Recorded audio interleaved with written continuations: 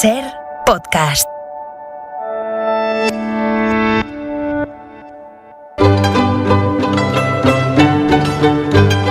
En La Ventana acontece, que no es poco, un relato personal de la historia, con Nieves con Costrina, Cadena Ser.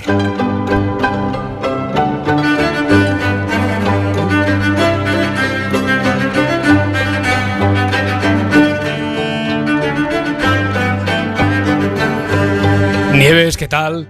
Hola Roberto, buenas tardes. Hola Carlas. Hola, hola. Saluda, él saluda, claro yo sí. lo veo, lo intuyo. Oye, estoy segura.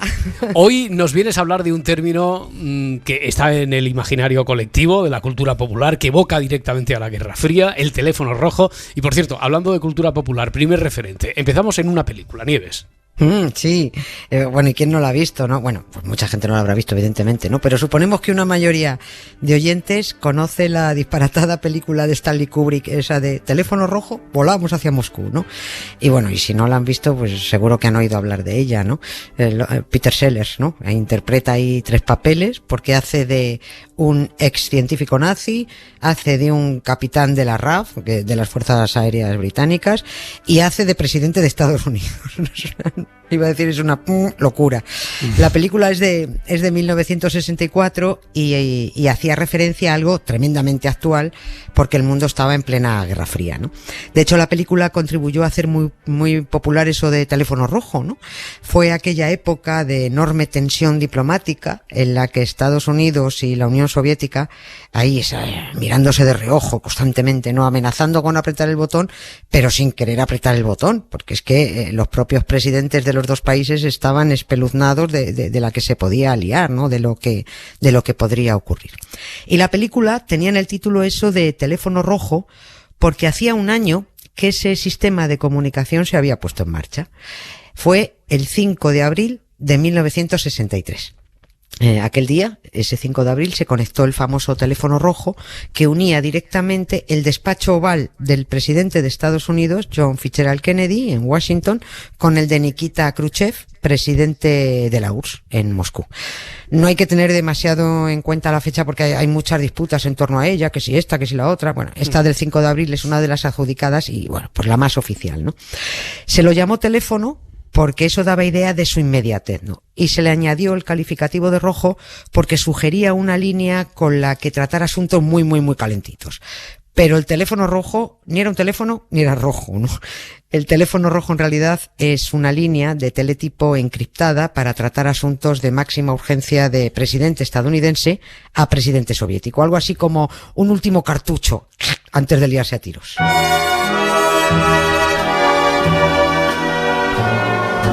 We'll meet again, don't know where, don't know when, but I know we'll meet again some sunny day.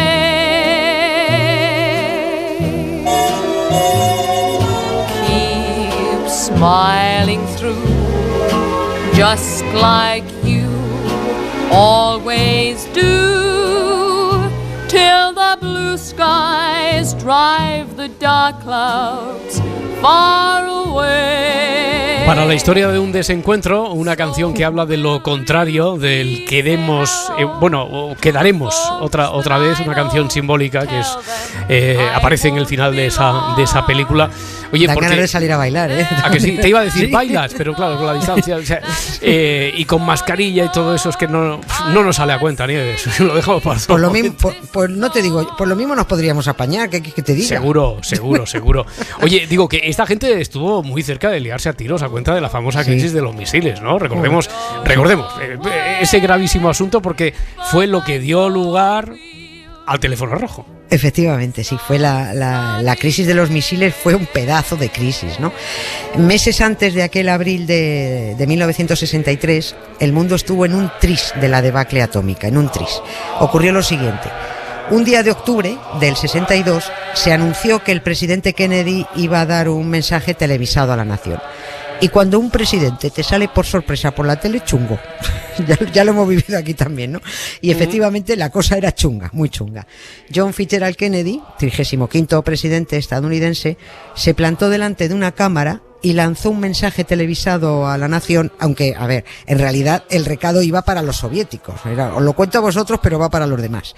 Estuvo 17 minutos hablando y anunció el bloqueo naval a Cuba para impedir que la Unión Soviética continuara instalando petardos atómicos en la isla. Misiles, vamos. El mundo pensó, ya está, ya la tenemos otra vez liada. Hacía solo 15 o 16 años que había terminado una guerra mundial que había dejado 60 millones de muertos, ¿no? Y ahí estaban otra vez dos potencias a las que les salía la testosterona por las orejas, tan dispuestos como... Bien es cierto, tan dispuestos como acojonados estaban los presidentes, ¿no? El bloqueo naval que anuncia Kennedy se debía a que aviones espías estadounidenses habían fotografiado unas extrañas instalaciones en Cuba, ¿no? Y cuando las estudiaron de cerca dijeron, carayo, pero si son armas soviéticas, y además están ahí mismo, a 200 y pico kilómetros, ¿no? Que lo que sea eso lo disparan y llegan aquí en nada, ¿no? Aunque con la tecnología de entonces los yanquis no consiguieron identificar exactamente qué era eso que estaban viendo, ¿no? Ya, bueno, pues después sí que se pudo identificar exactamente y se supo que eran misiles ojivas nucleares, vamos, ¿no? Sí, señor, sí era eso. Eran misiles de crucero con cabezas nucleares de 18 kilotones. Que son muchos. 18. Eso es mucho. A ver, la bomba yanqui que lanzaron sobre Hiroshima tenía 16 kilotones. O sea, y en Cuba venga a instalar misiles y más misiles y venga misiles cada uno de 18. O sea, kilotones. Kilotones. Tócate los kilotones. O sea, eso era mucho, ¿no? Pero hay algo más que se ha sabido hace relativamente poco, hace 12 o 13 años, gracias a un periodista de The Washington Post que escribió un libro y ahí había estado hurgando en los archivos, ¿no? del Pentágono. Y es que Kennedy se creía al principio que el riesgo estaba en que esas armas estuvieran apuntando a territorio continental estadounidense, pero en realidad apuntaban más cerca. Apuntaban a Guantánamo, que está a solo 24 kilómetros de donde estaban instalando los misiles. Lo que se ha sabido recientemente es que Nikita Khrushchev dijo que Guantánamo desaparecería el día después de que Estados Unidos invadiera Cuba. Lo que no nos dijeron es que un misil nuclear a Guantánamo no vuela a Guantánamo, vuela a Cuba entera. O sea que, en fin, pero bueno. Estados Unidos ya había intentado invadir Cuba en el 61 y la verdad es que la pifió. Por eso estaban instalando los misiles soviéticos, para quitarle a Kennedy de la cabeza una nueva intentona de invasión que de hecho ya estaban preparando, ¿no? Y eso es lo que Khrushchev le había prometido a su reciente amigo y aliado Fidel Castro, protegerle ante otro ataque yanqui. Hombre, y ya de paso, ya aprovechaba, ¿no? La Unión Soviética podría instalar armamento en las mismas narices de su mayor enemigo y ahí sacar pecho, ¿no? Que eso le ponía mucho a Khrushchev. Pero Estados Unidos se percató de la maniobra y decidió bloquear la isla para impedir que llegaran más misiles. Kennedy además les dijo a los soviéticos que ya se estaban llevando los instalados y rapidito. Nikita, is it cold? In your little corner of the world, you could roll around the globe and never find a warmer soul to know. Oh, I saw you by the wall, soldiers in their row, with eyes that looked like ice on fire, the human heart a captive in the snow. Bueno, entonces cuando Kennedy le dijo a los soviéticos que venga, que ya se estaba largando de allí, Nikita Khrushchev, ¿qué respondió? Seguramente se le pondría el dedo del corazón, ¿sabes? Así muy tieso, sí, ¿no? Se le puso para arriba, sí. Claro, y le dijo algo parecido a que de aquí no me muevo, que no me da la gana, pero en ruso se lo diría. Claro, se lo diría en ruso, efectivamente. Pero lo entendió, creo que Kennedy lo entendió. Efectivamente. Nikita dijo, yo no me quito, ni me quito ni me pongo. Dijo que ni en broma. Que los barcos rusos seguirían pasando, que llegarían a Cuba y que no permitirían, como pretendía Kennedy, el registro de sus buques, porque a los estadounidenses no les importaba si los rusos llevaban a Cuba ositos de peluche o misiles, que eso era problema de los demás. En realidad aquí todo el mundo estaba violando todos los acuerdos y saltándose todas las normas. Los soviéticos llevando armas nucleares a escondidas. Estados Unidos intentando invadir un país. Violando el espacio aéreo cubano con aviones espías, ¿no? Todo mal. Y a todo esto, algunos generales yanquis con actitudes muy parecidas a las que vemos en las pelis. Pues primero querían disparar y después querían preguntar, ¿no? Hubo muchísimas presiones del Pentágono al presidente diciendo, pero venga, dale, venga, ataca, aprieta, tal, ¿no? De haber estado, si llega a estar el perturbado de Donald Trump, gestionando aquella crisis, vamos, entra a empujones a la sala del botón, aparta a todos los generales para apretar él, vamos, directamente, ¿no? Al final Kennedy, lo hizo bien. Al final Kennedy le dio un Valium a cada uno de sus generales y dijo, tomaros esto con un poquito de agua, y optó por la vía diplomática, ¿no? La Unión Soviética dio un paso atrás, los barcos rusos cambiaron de ruta o regresaron a la espera de que volviera la calma, y Kennedy y Khrushchev se sentaron a negociar. Durante las 12 horas que duraron las negociaciones, que eso ya se supo, que se habían sentado a negociar, el mundo estuvo con el culillo ahí apretado, porque de ahí podía salir una declaración de guerra. Y estábamos otra vez con el lío, ¿no?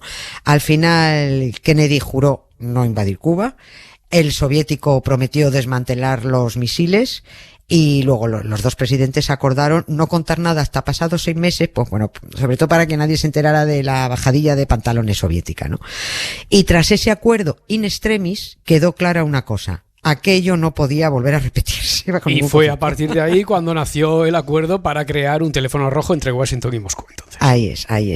Vamos, es que hasta los propios presidentes acabaron aterrorizados de lo que podría haber ocurrido, ¿no?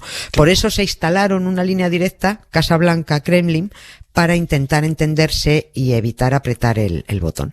El teléfono rojo era una forma de decir que no iban a renunciar al diálogo directo, que lo iban a intentar todo. Pero no era un teléfono, era un teletipo punto a punto, ¿no? A partir de la conexión directa que se estableció aquel 5 de abril del 63, la instalación del teléfono rojo ha quedado para definir un canal de comunicación in extremis para evitar que estalle la guerra entre dos países que no se pueden ver, y hay unos cuantos en el mundo, ¿eh? India y Pakistán, por ejemplo, tienen un teléfono rojo, ¿no? Afortunadamente, rusos y americanos se llevan ahora estupendamente. Bueno, se llevan estupendamente comparado como se llevaban entonces, ¿no? De las imágenes, acuérdate si no de las imágenes esas más icónicas que nos ha quedado de las buenas relaciones, aquella foto famosa de Obama con el presidente ruso Dmitry Medvedev, que estaban los dos zampándose una hamburguesa con patatas fritas en Washington, ¿no? Que se les veía ahí una nube de fotógrafos, los dos ahí hablando, con los dos traductores al lado, traduciéndolo mientras ellos zampaban, ¿no? Claro, como no tenían una cara de hambre que tenían los traductores, quiero decir. Sí, porque ellos solo estaban preocupados de traducir, los otros venga a comer. El ruso se tomó la hamburguesa con una Coca-Cola y el yanqui se lo tomó con un Nestí. Y lo que también se sabe es que pagó Obama, ¿no? Pagó sí, Obama, sí. se sabe eso. Vale. Hasta 1971 aquella línea punto a punto no fue un teléfono físico porque no querían hablarse entre ellos, no querían ni oírse. Es como ahora que muchos prefieren poner un WhatsApp antes que llamar por teléfono. Después del 71 la comunicación se reforzó vía satélite, luego a ese teléfono se le añadió un FAS, luego el FAS se quedó más antiguo que el troncomóvil de Pedro Picapiedra, luego el teléfono rojo se modernizó, fibra óptica, y hoy ahora también, si quieren, se pueden escribir un mensaje directo por Twitter. Flintstones, meet the Flintstones, they're the modern Stone Age family. From the town of Bedrock, they're a page right out of history. Desde la época de los Picapiedra han avanzado mucho esto de las comunicaciones. ¿Te imaginas a Pedro y Pablo? Bueno, quiero decir, sí. Los otros Pedro y Pablo. Es que la gente decimos hoy en día Pedro y Pablo y ya la gente se va a un lugar donde nosotros no queríamos colocarles. Digo, Pedro y Pablo de los Picapiedra, ¿te imaginas, tuiteando? Yo me los imagino los dos charlando en un troncomóvil. Pero ¿a los Pedro y Pablo de ahora o los Pedro y Pablo de los Picapiedra? A los Pedro y Pablo de ahora los subía yo en un troncomóvil. Hasta mañana, a dar pedales. Adiós, un beso. Suscríbete a Acontece que no es poco. Todos los episodios y contenidos adicionales en la app de Cadena SER y en nuestros canales de Apple Podcast, Spotify, iVoox, Google Podcast y YouTube. Escúchanos en directo en la SER de lunes a jueves a las 7 de la tarde. Cadena SER. La radio.